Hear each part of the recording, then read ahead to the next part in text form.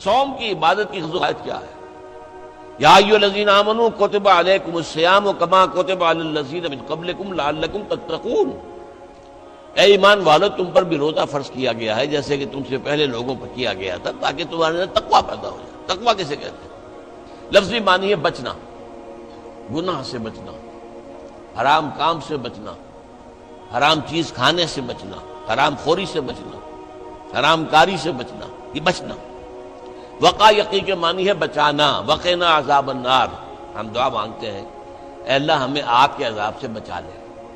تو وقا یقی بچانا، اتقا یتقی بچنا، خود بچنا، تاکہ تم بچ سکو، تمہارے اندر تقویٰ پیدا ہو جائے، تم اللہ کی نافرمانی سے بچو، گناہوں کے ارتکاب سے بچو، حرام خوری سے بچو، اس لیے تمہارے اوپر روزہ فرض کیا گیا۔ اب اس کی حکمت کو سمجھیے۔ دیکھیے ایک ہے ہماری خودی، ہماری انا۔ جب میں کہتا ہوں میں، تو میں سے مراد کیا ہے؟ یہ ہاتھ میرا ہے، یہ پاؤں میرے ہیں، یہ آنکھیں میری ہیں، یہ سر میرا ہے، یہ جسم، میں کون ہوں؟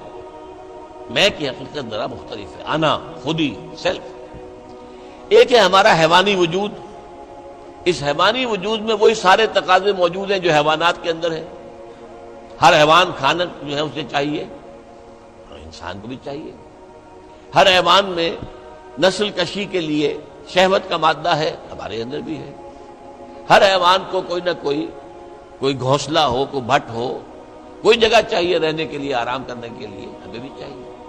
تو حیوانی تقاضے جو ہمارے وجود کے اندر موجود ہیں، ان کے لیے کہا ہے، فرائیڈ نے لفظ استعمال کیا ایڈیا لبیڈو۔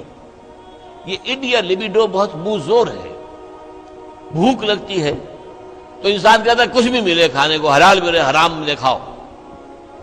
شہوت کا جذبہ جب جاگ اٹھتا ہے، برانگیختہ ہو جاتا ہے، تو پھر وہ تو چاہتا ہے تسکین ہونی چاہیے میری شہوت کی، جائز ناجائز، حلال حرام، صحیح غلط، سب چھوڑو اس کو۔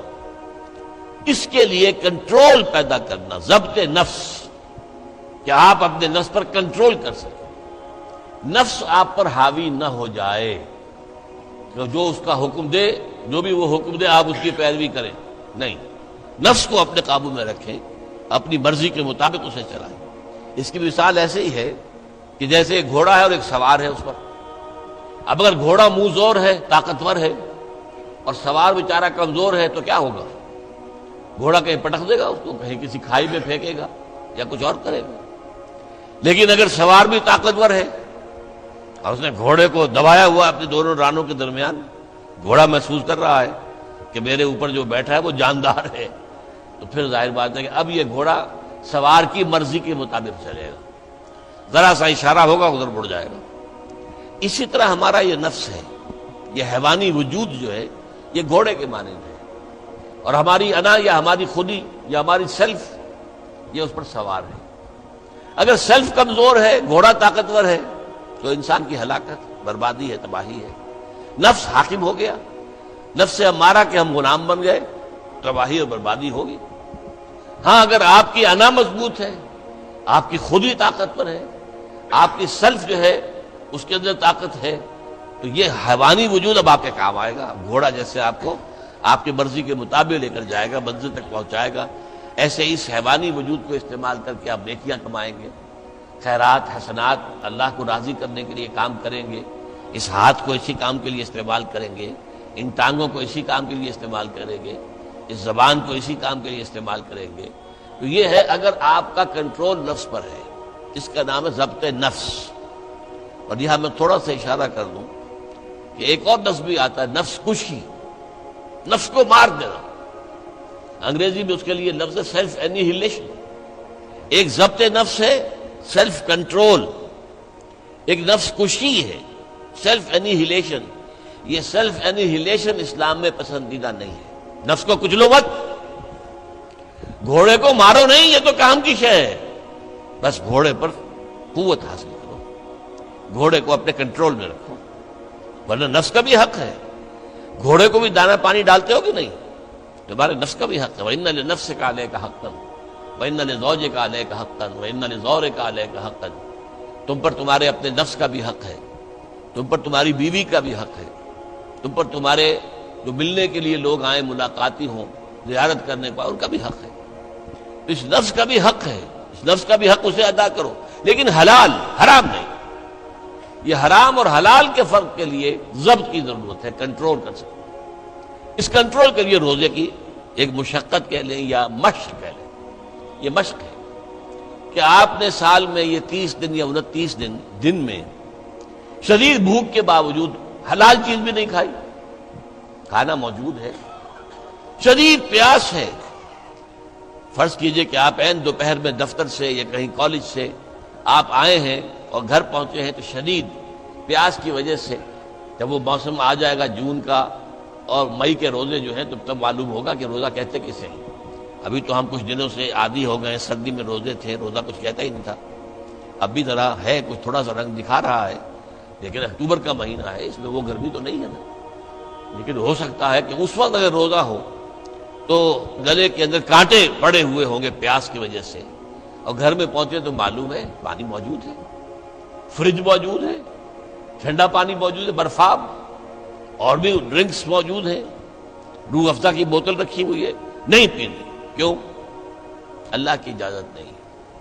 یہ مشق آپ 30 دن کریں گے تو اس سے توقع ہے کہ آپ کے اندر یہ صلاحیت پیدا ہو جائے کہ بقیہ 11 مہینے حرام تو نہ کھائیں، ایک مہینے حلال بھی نہیں کھایا اللہ کے حکم کی وجہ سے، تو حرام اللہ نے کیا ہے نا، اللہ کا حکم ہے۔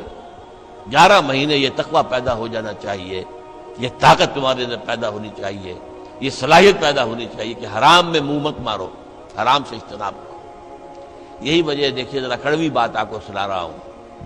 فرض کیجئے عین روزے کی حالت میں آپ حرام کام کر رہے ہیں، کھانا تو نہیں کھا رہے، جھوٹ بول رہے ہیں تو حرام کام، سودی کاروبار کر رہے ہیں حرام کام، رشوت لے رہے ہیں یا دے رہے ہیں حرام کام۔ عین روزے میں اگر یہ کام ہو رہا ہے تو پھر یہ روزہ بے معنی ہے۔ صرف کھانا پینا چھوڑ دیا تم نے، روزہ تو نہیں رکھا، یہ روزہ تو نہیں۔ حضور کی 2 حدیثیں آپ کو سنا رہا ہوں۔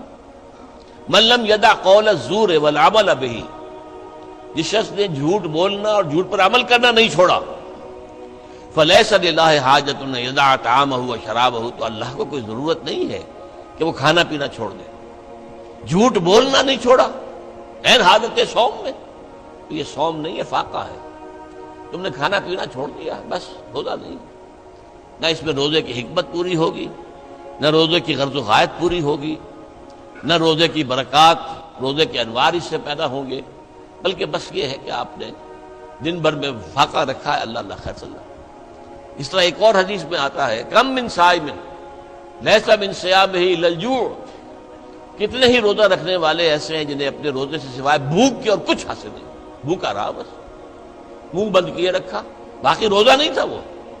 جب عین روزے کی حالت میں جھوٹ بول رہا ہے یا جھوٹے عمل کے اوپر، جھوٹے کاروبار پر عمل کر رہا ہے تو یہ روزہ نہیں ہے۔ تو روزے میں کھانا اور پینا صرف یہ ترک کرنا نہیں ہے، بلکہ یہاں تک بھی آیا ہے کہ فرض کیجئے کہ کوئی شخص آپ سے جھگڑ رہا ہے، گالم کو روز پہ اتر آیا ہے، تم یہ کہو کہ بھائی میں اس وقت کچھ نہیں کہہ سکتا، میں روزے سے ہوں، میں اس وقت تمہاری بات کا جواب نہیں دے سکتا، میں روزے سے ہوں۔ یہ بھی گویا کہ روزے کے تقاضوں میں سے ہے، جھگڑا نہ کیا جائے، فساد نہ کیا جائے، لوگوں سے لڑا نہ جائے، گالم گلوچ نہ کی جائے، یہ بھی روزے کے تقاضوں میں سے ہے۔